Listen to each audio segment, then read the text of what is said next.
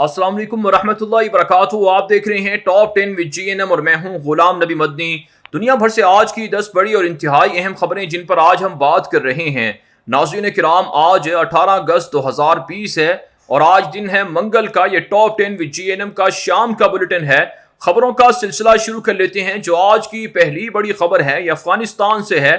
नाज़रीन काम, बिल आखिर काबुल हुकूमत की जानिब से तालिबान के कैदियों की रिहाई में ताखीर के बाद और मुअत्तली के बाद और इंटर अफगान मुज़ाकरात के शुरू ना होने के बाद तालिबान ने बड़े हमले शुरू कर दिए हैं। आज काबुल के अंदर अशरफ गनी के सदारती महल के इर्द गिर्द 20 के करीब रॉकेट हमले किए गए हैं, जिसमें दर्जनों काबुल इंतजामिया के फौजी हलाक हो गए हैं। एक ताज़ा खबर अफगानिस्तान के ज़राए ब्लॉग से सामने आ रही है, जिसमें कहा जा रहा है कि आज अफगानिस्तान के अंदर बरतानिया से आज़ादी का 101वां यौम आज़ादी मनाया जा रहा था। ऐसे मौके पर अशरफ गनी के सदारती महल पर बड़ा हमला किया गया है, जिसमें 20 से ज़ायद रॉकेट हमले हुए हैं और दर्जनों लोग इसमें हलाक हो गए हैं। जबकि नाज़रीन काम, तालिबान तर्जुमान ज़बीहुल्लाह मुजाहिद ने अपने ट्विटर अकाउंट पर लिखा है कि मुख्तलिफ सूबों में तालिबान के सामने आज के दिन 70 के करीब काबुल इंतजामिया के फौजी और पुलिस एहलकार सरेंडर भी हो गए हैं और तालिबान को वाज़ेह तौर पर अफगानिस्तान के अंदर कामयाबी मिल रही है। इसके अलावा नाज़रीन काम, 101वें यौम आज़ादी पर तालिबान की इमारत इस्लामिया की जानिब से एक ताज़ा स्टेटमेंट और बयान भी जारी हुए हैं, जिसमें अफगान कौम के नाम पैगाम दिया गया है कि वो गासिबों के खिलाफ जंग लड़ते रहें और इमारत इस्लामिया अफगानिस्तान को हकीकी तौर पर अमरीका और उनके इत्तेहादियों से आज़ादी दिलवाएगी, जिसमें अफगान अवाम को पुरअमन ज़िंदगी गुजारने का मौका मिल सकेगा। आगे बढ़ लेते हैं काम, जो आज की दूसरी बड़ी खबर है ये चीन और भारत के दरमियान जंग के हवाले से है। आप जानते हैं नाज़रीन काम, चीन और भारत के दरमियान लद्दाख के अंदर तनाज़ा जारी है। मोदी हुकूमत की जानिब से चाइना का मुआशी बाइकॉट किया जा रहा है, मुआहदे मनसूख किए जा रहे हैं, चीनी कंपनियों पर पाबंदियां लग रही हैं। लेकिन हैरान कुन तौर पर भारत के अंदर जो वहाँ के बैंक हैं वो चीन के साथ सरमायाकारी के मुआहदे कर रहे हैं। एक ताज़ा खबर के मुताबिक चाइना ने भारत के मशहूर बैंक जिसका नाम ICIC है उसके अंदर करोड़ों डॉलर की सरमायाकारी की है। इससे ये अंदाज़ा लगाया जा सकता है कि भारत चीन के बगैर ना तो चल सकता है ना जी सकता है और चाइना का भारत पर असर और रसूख ज़्यादा है और मोदी हुकूमत अवाम को असल हक़ाइक़ नहीं बता रही है और मोदी ने चाइना को भारत फ़रोख्त कर दिया है। आगे बढ़ लेते हैं काम, जो आज की तीसरी बड़ी खबर है ये पाकिस्तान और चीन के दिफाई और अस्करी ताल्लुकात के हवाले से है। नाज़रीन काम, भारतीय मीडिया पर पाकिस्तान के खिलाफ गलीज़ प्रोपेगेंडा किया जा रहा है, जिसमें कहा जा रहा है कि पाकिस्तान चीन के साथ मिलकर मज़ीद हथियार तैयार कर रहा है, हथियारों की खरीदारी कर रहा है। इंडिया टुडे की एक रिपोर्ट के मुताबिक पाकिस्तान ने 80,000 से ज़ायद जो गोलियां होती हैं, बुलेट्स होती हैं, उनको ख़रीदा है चाइना से और दीगर अस्करी साजो सामान भी पाकिस्तान चाइना से ख़रीद रहा है। पाकिस्तान का अस्करी फ़ौजी वफद भी चाइना गया है और उसने ये मुआहदे किए हैं। हालांकि नाज़रीन काम, भारत पाकिस्तान के मुकाबले में दुनिया भर से गुज़श्ता 1.5-2 माह के दौरान तकरीबन 10 अरब डॉलर से ज़ायद का असलहा खरीद चुका है। इसराइल की कंपनियां और अमेरिका के जंगी जहाज़ और फ्रांस और रूस के जंगी साजो सामान वो भारत पहुंच रहे हैं। ऐसे में पाकिस्तान और चीन की अस्करी ताल्लुकात या दिफाई नौयत के माहिदों से भारत को फिर तकलीफ क्यों है?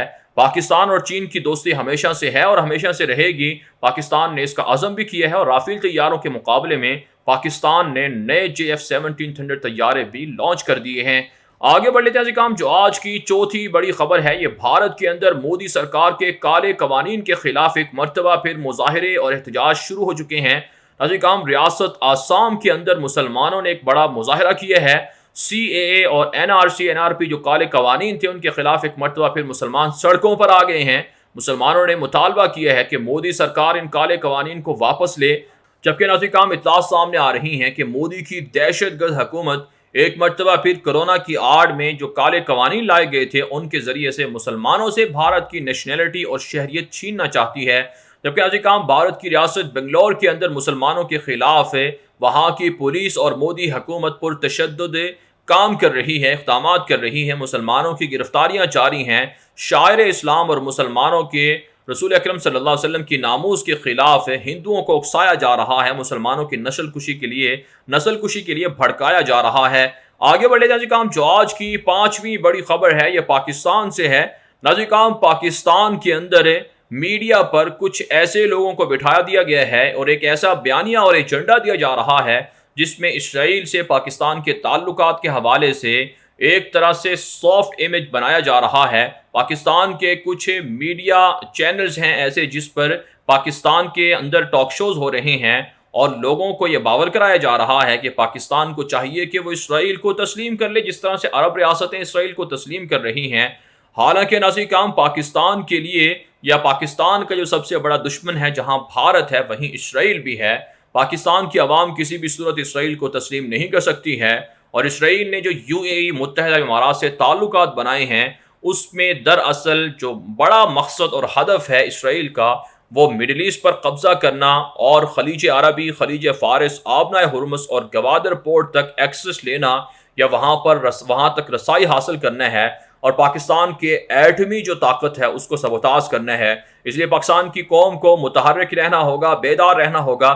اسرائیل سے نہ پاکستان کبھی تعلقات قائم کر سکا ہے اور نہ ہی پاکستان کبھی تعلقات قائم کرنے کا سوچے گا، اور نہ ہی پاکستان کی قوم کبھی اس کی اجازت دے گی۔ پاکستان کے بانی قائد اعظم محمد علی جناح یا پھر علامہ محمد اقبال اور دیگر جو پاکستان کے بانیان محب وطن لوگ تھے یا سیاستدان تھے یا بڑے لیڈر تھے، ان سب نے اسرائیل کو ناجائز ریاست قرار دیا تھا۔ جبکہ ناظرین کرام، ایک خبر یہ بھی سامنے آ رہی ہے کہ جب سے اسرائیل اور UAE کے تعلقات قائم ہوئے ہیں، اسرائیل کے جو موساد، جو وہاں کی خفیہ ایجنسی ہے، اس کے چیف نے دورہ کیا ہے متحدہ امارات کا، اور یہ پہلا ان کا دورہ تھا جو اعلانیہ طور پر سامنے آیا ہے، جس میں اسرائیل اب UAE کے اندر اپنے فوجی اڈے بھی بنائے گا، اور اسرائیل UAE متحدہ امارات کے اندر اپنے فوجی چھاونیاں ہیں ان کو بھی بنائے گا، اور فوجی معاہدے بھی ان کے ساتھ کر لیے گئے ہیں۔ اس لیے پاکستان کو مزید اسرائیل کے خلاف تیاری کرنے کی ضرورت ہے۔ آگے بڑھ لیتے ہیں کام، جو آج کی چھٹی بڑی خبر ہے یہ امریکہ سے ہے۔ امریکہ کے اندر غربت میں اضافہ ہو چکا ہے۔ دنیا بھر کے اندر امریکہ کی معاشی ترقی کی مثالیں دی جاتی ہیں، حالانکہ ناظرین کرام، امریکہ کے اندر غربت اس قدر بڑھ چکی ہے کہ امریکہ کے مشہور اخبار وال اسٹریٹ جرنل نے دعویٰ کیا ہے کہ 20% سے زائد امریکی خاندان ایسے ہیں جن کے پاس 2 وقت کھانے کی روٹی نہیں ہے۔ جب سے کرونا آیا ہے، اس کرونا کی وجہ سے 10 کروڑ سے زائد امریکی بے روزگار ہو چکے ہیں جو حکومت کی امداد پر گزارا کر رہے ہیں، ان کے پاس نوکریاں نہیں ہیں، اور اس وقت دنیا کے اندر سب سے زیادہ غربت بھارت کے اندر ہے، اور اس کے بعد دوسرے نمبر پر امریکہ کے اندر غربت پائی جاتی ہے، جہاں پر لوگ مزید معاشی ابتری کا شکار ہیں۔ لیکن پھر بھی کچھ روشن خیال امریکہ کی مثالیں دے کر پاکستان کو تانے دیتے ہیں کہ پاکستان کے اندر غربت زیادہ ہے، حالانکہ دنیا بھر کے اندر دہشت گردی پھیلانے والا امریکہ اس وقت اپنی آخری انتہا پر ہے، اور اس وقت وہ زوال کا شکار ہے اور اللہ کے عذاب اور انتقام کا بھی وہ شکار ہے۔ آگے بڑھ لیتے ہیں کام، جو آج کی 7ویں بڑی خبر ہے یہ پاکستان اور سعودی عرب کے تعلقات کے حوالے سے ہے۔ کام، پاکستان کے army chief general Qamar Javed Bajwa اور پاکستان کے DGISI جنرل فیض حمید اور دیگر عسکری وفد نے سعودی عرب کا دورہ کیا ہے، جہاں پر سعودی عسکری قیادت سے ملاقات ہوئی ہے، اور پاکستان کے army chief general Qamar Javed Bajwa کا وہاں شاندار استقبال بھی کیا گیا ہے۔ ایک تازہ خبر کے مطابق رپورٹ سامنے آ رہی ہے کہ پاکستان اور سعودی عرب کے درمیان عسکری اور دفاعی نوعیت کے تازہ معاہدے بھی ہوئے ہیں۔ دشمنوں کی جانب سے یہ پروپیگنڈا پھیلایا گیا کہ پاکستان اور سعودی عرب کے تعلقات خراب ہو چکے ہیں، لیکن ایسا کچھ بھی نہیں ہے۔ سعودی قیادت نے پاکستان پر اعتماد کا اظہار کیا ہے اور کہا ہے کہ پاکستان ان کا برادر اور پڑوسی اور اچھا ملک ہے، دوستی ہے، اور ہر مشکل وقت میں دونوں ملک ایک دوسرے کے ساتھ کھڑے ہوئے ہیں، اور پاکستان نے بھی سعودی عرب کی حمایت اور سالمیت کے لیے اپنی فوجیں اور مزید تعاون بڑھانے کا اعلان کیا ہے۔ جبکہ ناظرین کرام، ترکی اور پاکستان کے بڑھتی ہوئی قربتوں کی وجہ سے سعودی عرب کی جو ناراضگی ہے اسے بھی دور کر دیا گیا ہے، اور پاکستان اسلامی ممالک کے درمیان اتحاد اور اتفاق کے لیے، ثالثی کے لیے کوششیں کرتا رہے گا۔ یہ پاکستان کی فوج کی جانب سے موقف بھی سامنے آیا ہے۔ آگے بڑھے ناظرین کرام، جو آج کی 8ویں بڑی خبر ہے یہ عراق سے ہے۔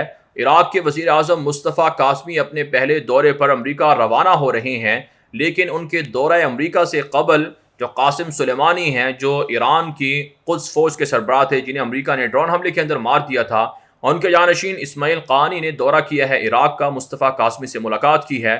کہا جاتا ہے کہ مصطفیٰ کاظمی کے دورہ امریکہ سے قبل ایران کی جانب سے مصطفیٰ کاظمی کو باور کرایا گیا ہے کہ امریکہ کے ساتھ معاملات کو سلجھایا جائے، بہتر کیا جائے، اور امریکہ کو باور کرایا جائے کہ اپنی فوجیں یہاں سے نکال لے اور ایران کے خلاف پابندیوں کو ختم کر دے۔ جبکہ اسماعیل قانی کی جو نجف کے اندر مشہور مرچے ہیں علی سیستانی ان سے بھی ملاقات کی خبر سامنے آ رہی ہے۔ اس کے علاوہ عراق کے اندر مسلح تنظیموں کے امریکی فوجی اڈوں پر حملے بھی بڑھ چکے ہیں اور عراقی عوام معاشی ابتری کے خلاف مظاہرے بھی کر رہے ہیں۔ آگے بڑھ لیتے ہیں کام جو آج کی 9ویں بڑی خبر ہے یہ بحرین سے ہے۔ کام بحرین کے اندر بت شکنی جرم قرار دے دی گئی ہے۔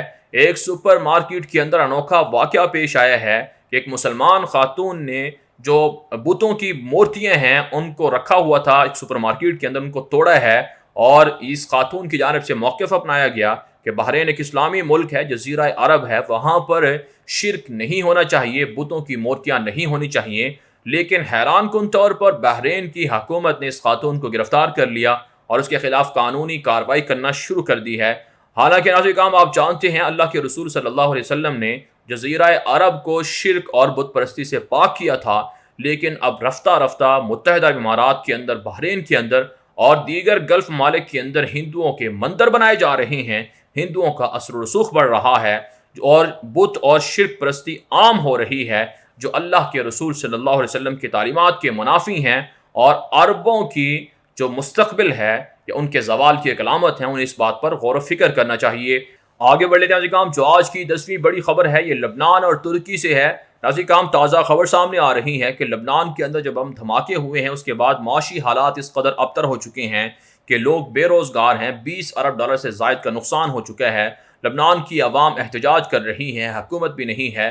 فرانس کا استعماری جو نثریں ہیں وہ لبنان پر لگ چکی ہیں، جبکہ دوسری جانب ترکی لبنان کے اندر وہاں کے لوگوں کی مدد تو کر رہا ہے، لیکن تنہا لبنان کی مدد ترکی نہیں کر سکتا ہے۔ اس کے علاوہ بحر متوسط کے اندر ترکی اور فرانس کی فوجوں کے درمیان اختلافات بڑھ چکے ہیں۔ فرانس کی جانب سے جنگی فوجوں کو متعین کیا گیا تھا، ترکی کو ڈرلنگ سے روکا گیا تھا۔ اس کے خلاف ترکی نے اپنے فوجیں بڑھا دی ہیں اور کہا ہے کہ فرانس کو بحر متوسط کے اندر ترکی کے خلاف سازشیں نہیں کرنے دی جائیں گی، جبکہ شام کے اندر بھی ترک فوجوں پر حملہ کیا گیا ہے، لیکن ترکی نے شام کے اندر آپریشن مزید سخت کر دیا ہے اور کرد باغیوں کو ترکی کی جانب سے شکست بھی دی جا رہی ہے۔ بہرحال دنیا بھر سے تھی آج کی 10 بڑی خبریں۔ ان خبروں کے حوالے سے آپ کی کیا رائے ہے؟ اپنی رائے کامنٹ کے ذریعے سے ضرور ہم تک پہنچائیں۔ مزید خبروں کے لیے آپ ہمارے ٹویٹر اکاؤنٹ دنیا میرے آگے اور غلام نبی مدنی فالو کر سکتے ہیں۔ آج کے لیے اتنا ہی، اجازت دیجیے، اللہ حافظ۔